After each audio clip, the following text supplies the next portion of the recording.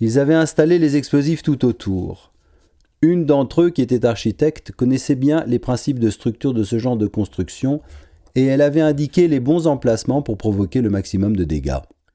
La seule inconnue avait été la quantité d'explosifs à utiliser.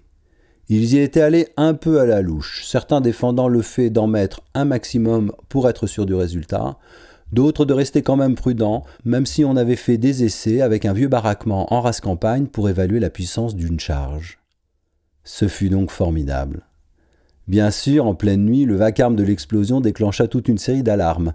Les magasins environnants, comme s'ils s'étaient réveillés d'une torpeur abrutie, se mirent à couiner de concert. « Qu'est-ce qui se passe? C'est quoi ce foutoir? C'est pas possible, on peut plus dormir tranquille. » Les centres commerciaux, dérangés dans leur tranquillité nocturne, si caractéristique des esprits soucieux du bon fonctionnement de la société capitaliste, cette tranquillité définitive de ceux qui se lèvent tôt, car ils sont certains que le monde leur appartient, hurlèrent de ce désordre inacceptable.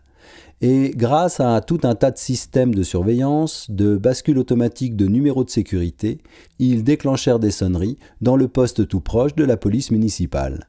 Là-bas, des agents assermentés sautèrent dans leur uniforme et foncèrent vers le lieu du délit.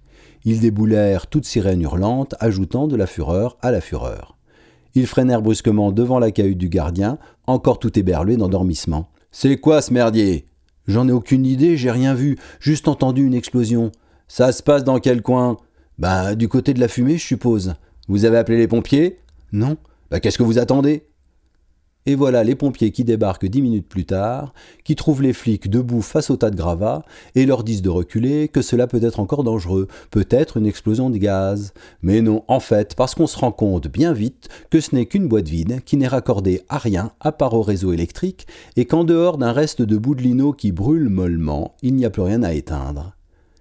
Et pourtant, parce qu'il faut bien aller jusqu'au bout de la logique de tout ce bordel, on sort un long morceau de lance à incendie et on noie les décombres sous des litres de flotte. Le tract imprimé, lui, dégouline au milieu de ces torrents de bouillasse. Les inspecteurs, arrivés encore plus tard, auront beau engueuler les pompiers pour avoir foutu en l'air des preuves, les flics municipaux pour n'avoir pas sécurisé la scène, ils seront bien incapables de le lire, le tract, boule de papier détrempée, et surtout ce nom indéchiffrable qui semblait ne correspondre à rien de connu. Le gardien de nuit est interrogé longuement sur ce qu'il a vu et entendu, mais heureusement pour lui, la bande avait cisaillé un morceau de grillage à l'arrière du site, y abandonnant des traces, laissant croire qu'elle s'était non seulement échappée, mais également introduite par là, le mettant ainsi hors de cause. Il allait pouvoir continuer à roupiller tranquille. Eux, maintenant, ils regardaient tout ça de loin, debout derrière les rues-balises posées par la police, pensant déjà à la suite, prêts à déguerpir à la moindre alerte, séparés les uns des autres pour ne pas être identifiés, mélangés aux badauds, débarqués à l'heure où les magasins devaient normalement ouvrir.